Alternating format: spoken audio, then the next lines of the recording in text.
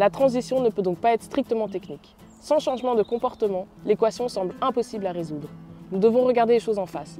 Le mode de vie occidental n'est pas compatible avec les limites planétaires. Nous devons transformer nos habitudes de vie pour les rendre moins énergivores et pour limiter notre impact sur l'écosystème. La solution se trouverait-elle au niveau des changements de comportement? Pour répondre à ces questions, j'ai interrogé la sociologue Emeline de Bouwer. Bah oui, bien sûr, et cette idée, elle peut prendre plusieurs formes.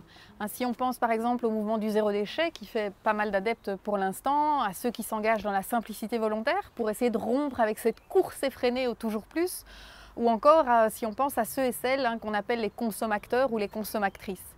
Donc ces démarches, elles sont vraiment vues comme autant de façons de cesser d'être complices par nos pratiques d'une société polluante, d'une société de l'excès et d'une société du gaspillage.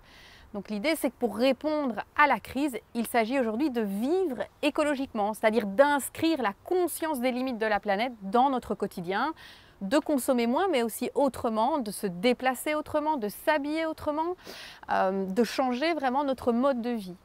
Ça, c'est vraiment le cœur de nombreuses initiatives de transition qui se développent aujourd'hui à différents endroits du monde, avec l'idée d'agir ici et maintenant, de là où on est et dans la mesure des moyens qui sont à notre disposition. Et ça passe par des petits gestes quotidiens.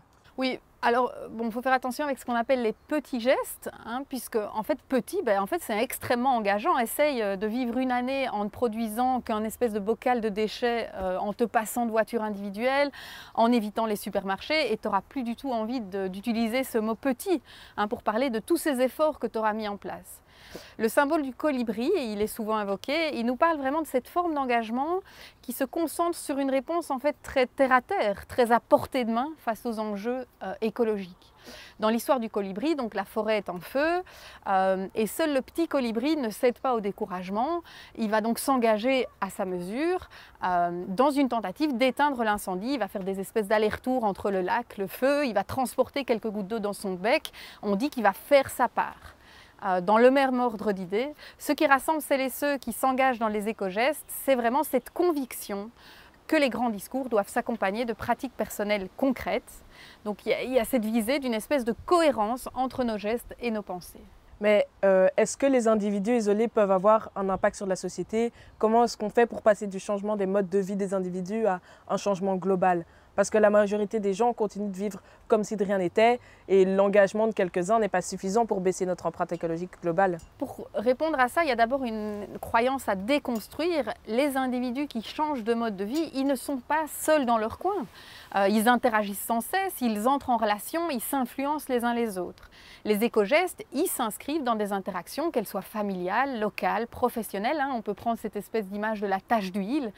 Les acteurs consommateurs, les acteurs consommatrices, ils vont discuter de leur végétarisme au repas de famille, ils vont arriver sur le lieu de travail à vélo, ils vont s'afficher dans des vêtements de récup, ils vont participer à des groupes d'achat, des donneries, des potagers collectifs, des réseaux d'échange de savoir, des réseaux d'échange de services. Un des intérêts de ces démarches, c'est bien de rendre visibles tous ces liens qui relient nos actions aux autres et qui nous relient à notre environnement. Donc être un consommateur ou une consommatrice, c'est donc d'une certaine façon prendre soin des êtres et des territoires auxquels je suis reliée par ma consommation.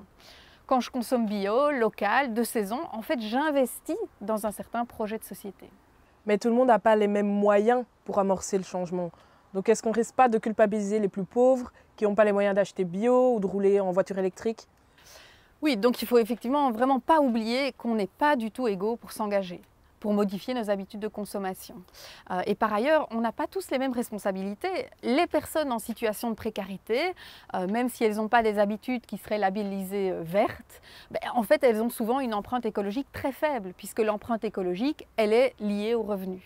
Donc en gros, moins tu gagnes, moins tu consommes, moins tu pèses sur l'écosystème et moins tu émets de CO2. Pas besoin du coup de passer son temps à culpabiliser tous ceux et celles qui triment pour joindre les deux bouts. En réalité, leur impact à eux, il est souvent très faible. La consommation, ce n'est pas non plus une course. Une course à celui qui serait le plus vert possible, une recherche de cette espèce d'éco-sainteté individuelle.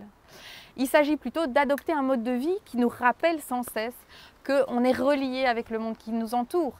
Est-ce qu'on ne risque pas de dépolitiser la transition en insistant sur les éco-gestes et en appuyant cette injonction à devenir tous des consommateurs exemplaires? Alors c'est vrai que certains et certaines voient vraiment dans cette insistance sur les changements de comportement un espèce de mouvement de repli qui est caractéristique de notre société, qui est quand même individualiste, ou alors un espèce de symptôme du capitalisme. Comme si ces changements de comportement, ça voudrait dire en fait, ça traduirait un renoncement à opérer des changements politiques et structurels. Alors bien sûr, c'est important de s'assurer qu'on ne va pas véhiculer l'idée que les éco-gestes individuels suffiraient et que ça suffirait à résoudre l'ensemble de la crise écologique.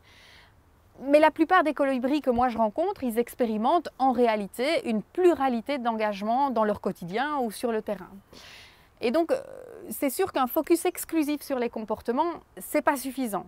Et aujourd'hui, c'est utilisé d'ailleurs par toute une série de multinationales ou de politiciens pour se décharger de leurs responsabilités sur les épaules des citoyens ou des citoyennes. Les éco-gestes ne suffisent pas, certes, on est d'accord avec ça, mais un changement structurel qui n'est pas porté, qui n'est pas soutenu par des citoyens et des citoyennes, ça ne marche pas non plus.